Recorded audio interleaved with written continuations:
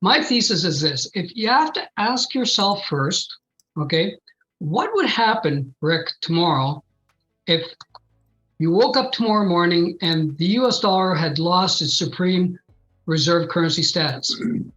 It would be catastrophic. Interest rates would go through the roof. The dollar would obviously be crushed relative to other currencies. Inflation would go through the roof. And all of the debt that America's created would come crashing down on its head. That is an existential threat. Okay, it's not the same as provide. I heard you mention that if the U.S. can't, if the Postal Service can't deliver your mail on time, how could they conduct a conspiracy to suppress the gold price? Well, this is an existential threat. It is a matter of national security, in my opinion. So going back to the 70s, let's look at the motive. So that was the motive. So let's look at the proof that motive existed. So we're all aware of a certain set of minutes from a meeting, I think it was 1974, Kissinger and his Treasury Secretary at the time, where they were discussing Europe and gold. And what Europe wanted to go back to the gold standard, America didn't, because that would be disadvantageous to their US dollar supremacy. They didn't need to go back. They needed the freedom to go forward without any shackles. And in the minutes of that meeting, it became very clear that the position was that collectively, all the European governments owned way more gold than the US did at that time, and therefore had the power to create additional reserves by just revaluing gold at any time they wished. They had that power collectively. And America was afraid of that. And so they discussed various ways to make sure that did not happen by either spreading the gold holdings out so that there wouldn't be such a concentrated ownership of gold by one block, okay? And by threatening to crush them. And so how did they, as we all remember, gold went from $35 an ounce after it was taken off the gold standard all the way 9 years later to $850 an ounce, okay? So what did the US do in the meantime? Well, they had to try and suppress the gold price by selling. They sold about 1,000 tons between 1974 and 1980. They sold another 700 tons or convinced the IMF to sell another 700 tons. And they did that between the 6 years, 74 to 80. And then lo and behold, in the 80s, derivatives were invented, swaps, leases, futures, all of these things were deregulated and allowed to exist. So all of a sudden, you had the opportunity for America to go covert in its actions. It didn't have to sell its physical gold anymore. It could just do it by selling futures, by doing swaps and leases. It basically created a synthetic market a synthetic supply of gold, which it's had ever since. And that to me is, that we've seen it happen. So why? So then you have to look at the opportunity. So what's the opportunity? The central banks can deal through the Bank of International Settlements. Okay, we know that they can actually trade their gold. We know that the US has the ability to trade markets in secret with the 1934 Gold Reserve Act, and they can trade in gold and in foreign exchanges. And the only two people they have to report to is the Treasury, the Secretary, and the President, and that is it.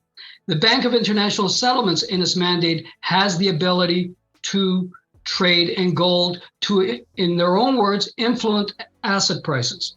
So I look at all of these things and I say, those are, to me, that is the proof that if it existed prior to 1980, and again, keep in mind, Rick, that you don't have to have a consistent manipulation. There are many, many times where the market takes care of the gold price, and that's fair enough. I completely agree with you. But if you look at 1980, 2011, 2020, when gold spikes, and it's spiking because the financial system is in jeopardy or fragile, that's where I see the intervention, okay? And they have good reason to intervene because, as we all know, gold is the canary in the coal mine when it comes to the financial system. So I look at all these things, and in addition to it, I look at how they've tried to demonetize gold over the years by convincing the American public that it's a barbaric relic, that it's not money. And you've got central bankers saying this, you've got the media saying it. Whereas in other parts of the world, whether it's the Netherlands or Italy or Russia or China, the governments and the central banks actually encourage their citizens to own gold. In America, you never see that. You've never seen the media promote gold as an asset, even though if you look at the last 20 years, gold has outperformed almost every other asset class. And they still never talk about it. Their system is dependent on a paper asset play. And to allow the financial system to work using paper assets, you need to maintain US dollar supremacy. And gold gets in the way of that. And it's as simple as that. As I said earlier, and they did try in the 70s. Why would they sell 1,000 tons of gold, which left them with 8,100 tons, and convince the IMF to sell 700 if they weren't trying to achieve an outcome? Why would Kissinger and Nixon have developed the petrodollar in 1973 after they took it off the gold standard? They did that for a reason. The petrodollar, for those viewers that don't know history, was a deal that America cut with Saudi Arabia to price oil in US dollars only, which would create demand for US treasuries. So the Saudis sell their oil, they take the money, they put into US treasuries and provided a floor to the US dollar and US treasuries. And that there was a reason they did that. And in turn, the US provided security guarantees and what have you. So anyway, so that's enough of that. But I think I want to end this part of the conversation because I don't really hear any evidence that it wasn't done. And I think both Rick and I agree that it's only done when there's a need to do it. And there are many times where, like today, for instance, where the US dollar is strong, and we can get into the reasons why it's strong at the moment, that gold is, exhibiting an inverse relationship with the dollar, and it's down while the dollar is up. But the one thing that I keep coming back to is you have to look at it, and I said this before, this is not you'll never find a smoking gun or a command system that is top down where an individual is calling the shots on manipulation. We're talking about an entire system here, a loosely aligned system of beneficiaries with a common objective. And that common objective is to maintain US dollar supremacy. Who are those players? Well, it's anybody. You always follow the money. When you're unsure about something, who's benefiting from all of this? Wall Street, the bankers, the US media, the policymakers all have this common interest in maintaining US dollar supremacy, because it's by doing that, they control the global credit markets.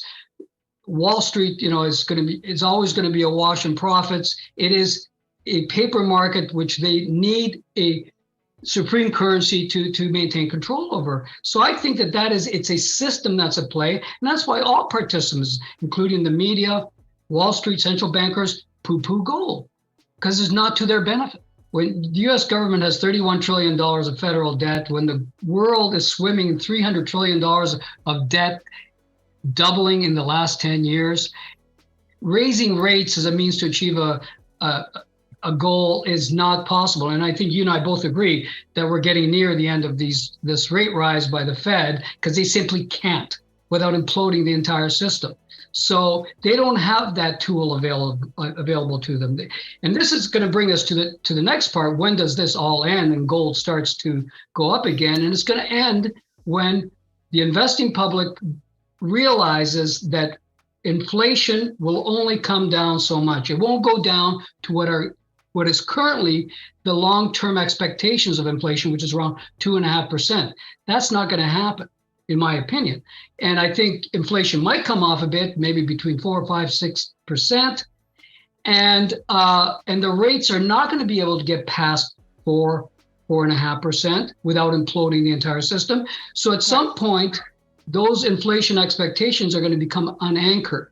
And that's, as you know, the Fed's main job is to anchor your expectations of inflation, because inflation begets higher inflation. We all know how it works.